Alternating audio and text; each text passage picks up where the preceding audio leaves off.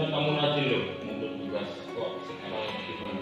Ada apa? Iya, saya mau karena saya telah membuka tugasnya sendiri. Saya kan pengurus OSIS dan akhir-akhir ini kegiatan OSIS sangat amat padat.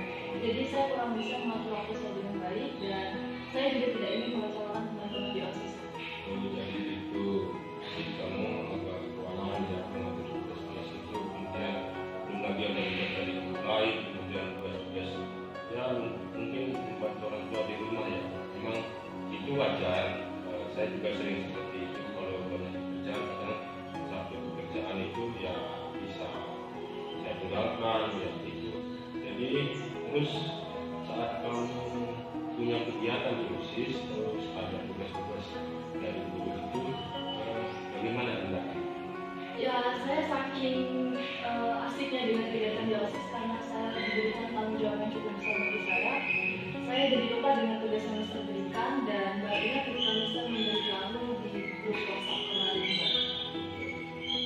Oke, saya rasa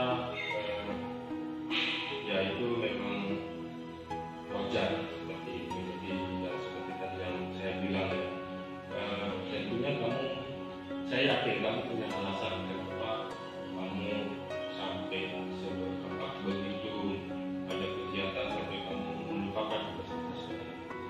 Kira-kira alasannya apa? Iya, saya merasa harus bertanggung jawab dengan organisasi saya dan saya juga tidak enak dengan pengurus OSIS yang lain jika saya melalaikan tanggung jawab saya sebagai pengurus OSIS. Oh begitu. Nah, coba sekarang lihat kamu dengan tugas-tugas seperti itu kemudian kamu sampai melupakan satu tugas dari guru ya. Kira-kira tindakanmu itu dikaitkan dengan keyakinan dirimu atau prinsip dirimu atau keyakinan kelasmu itu apa yang belum terpenuhi di sana? Ketidaksesuaiannya bagaimana? Tidak sesuai Sir. Karena sebenarnya saya juga ingin menghargai waktu saya juga tidak ingin meninggalkan tugas, tidak ingin telat melakukan tugas, juga tidak ingin lupa dengan tugas-tugas dan tanggung jawab saya sebagai pengurus OSIS. Mungkin saya yang kurang telatan dalam mengatur waktu saya dan jadinya saya melalaikan tugas pelajaran yang diberikan Mister. Menurutmu keyakinan mana yang tidak sesuai dengan tindakan menurut kamu?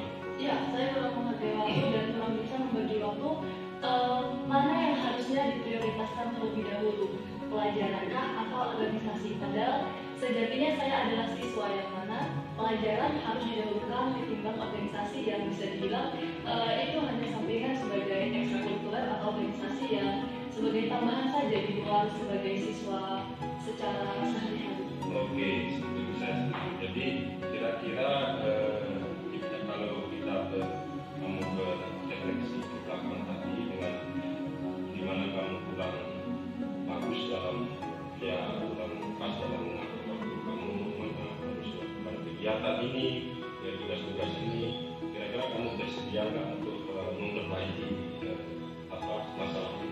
Sangat bersedia. Bagus. Jadi kalau kamu bersedia untuk memperbaiki masalah ini, kamu bayangkan nanti ke depannya kamu menjadi orang seperti apa? Mungkin saya bisa lebih menjadi orang yang bertanggung jawab dengan tugas-tugas yang diberikan. Saya bisa lebih menghargai waktu dan saya bisa lebih mandiri dalam mengatur aktivitas saya. Oke, bagus itu luar biasa. Itu setelah kamu bayangkan lagi sekarang, setelah kamu melakukan seperti itu, kira-kira nanti itu perasaanmu gimana? Ya tentunya sangat senang Sir, karena saya bangga bisa mengatur waktu dengan lebih baik lagi ketimbang yang sebelumnya. Jadi sekarang kita sepakat untuk kamu bisa mengatur waktumu lebih baik ya. Ya, Oke, kira-kira apa yang akan kamu lakukan?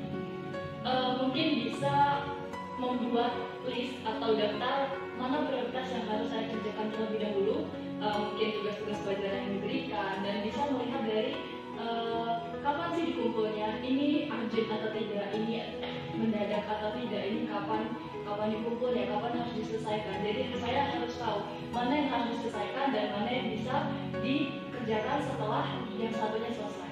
Ya, oke, setuju. Kalau misalnya nanti mungkin kamu lupa dengan list-list itu, kira-kira ada nggak yang bisa mengingatkan kamu, teman atau saudara atau siapa yang bisa membantu kamu? Bisa dari guru juga, seperti contohnya yang Mister lakukan di grup WhatsApp kemarin. Mister memberitahu untuk mengumpulkan tugas dan juga mengingatkan untuk tugasnya dikerjakan.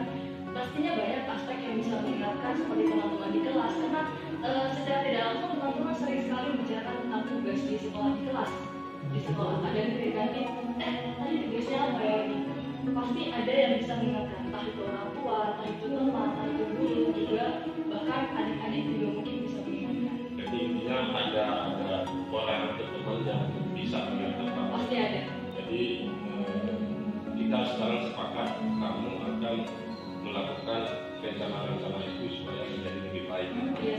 Oke, saya tunggu tugasnya. Terima kasih.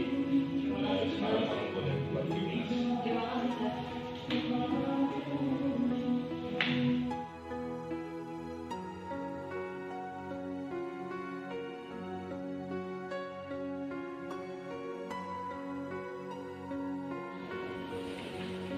Selamat pagi, Sir. Selamat pagi, David. Silakan ikut. Baik, Sir. Gimana? Baik, Sir. Oh, ini juga senang. Saya dapat laporan dari temanmu Ilma. Kamu katanya gangguin dia pas mereka belajar di Pojok Baca. Apa benar? Benar, Sir. Tapi saya itu cuma iseng, Sir. Habisnya bosan nggak ada kegiatan. Ya akhirnya saya gabut dan gangguin teman-teman saya, termasuk Hilma. Oh gitu ya. Ya saya paham. Ya saya juga sering begitu sih. Kalau pas nggak ada kerjaan gabut ya biasanya saya usir. Tapi kata Hilma dia merasa terganggu waktu itu. Terus apa mereka itu juga kesel sama kamu? Iya sih, Sir. Saya tahu kalau mereka memang merasa terganggu dengan apa yang saya lakukan ke mereka. Terus? Tapi kan itu kan saya nggak ada kegiatan, jadi saya cuma iseng-iseng aja sih gangguin mereka biar ada teman main gitu sih. Oke, saya paham itu sangat manusiawi. Saya yakin kamu pasti ada alasan kenapa kamu seperti itu. Terus kira-kira kenapa kamu? Saya waktu itu merasa jenuh sih, kan habis pelajaran matematika. Terus teman-teman pada ngerjain tugas, ada yang belajar di kelas dan di pojok baca. Saya kan jadinya nggak ada teman main sih. Gitu ya. Oke. Jadi kamu nggak ada tugas, nggak ada kerjaan, terus kamu merasa bosan, terus gangguin teman kamu. Bertengkar nggak kamu? Enggak sih, Sir. Soalnya waktu itu kan Hilma kelihatan agak kesal. Jadi saya langsung pergi aja sih. Bagus kalau gitu. Jadi kamu nggak menanggapi kekesalan Hilma, jadi nggak membesar ya masalahnya. Kalau kita hubungkan, kamu mengganggu mereka, mengganggu teman Hilma saat belajar, kira-kira itu prinsip atau keyakinanmu atau gimana? Apa itu sesuai dengan keyakinan kelas kamu?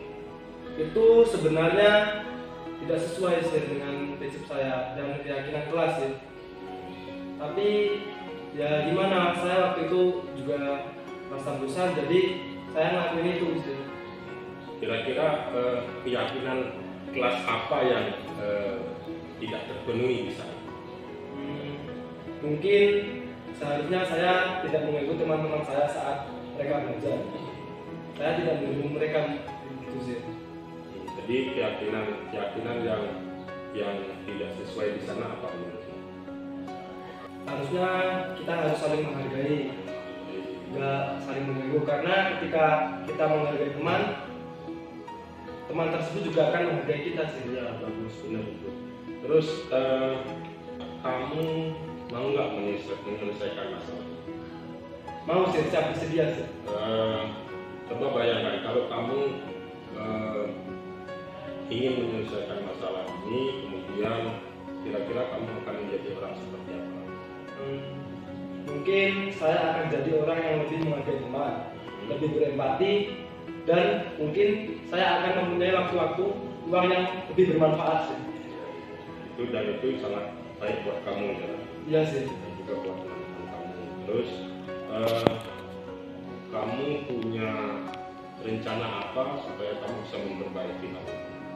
Mungkin kedepannya saya akan lebih menghargai teman, dan ketika saya merasa bosan, mungkin saya akan lebih melakukan hobi saya kayak bermain gitar atau tenis meja gitu sih. Oh ya, itu lebih bagus. Artinya kamu ada kegiatan supaya kamu tidak gabut, tidak bosan, jadi kamu nggak ganggu kamu.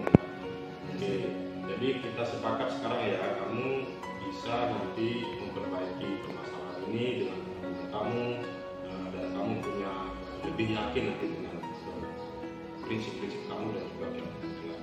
Oke? Baik sih, sudah sih. Oke, Terima kasih sih. Alhamdulillah. Mari sih.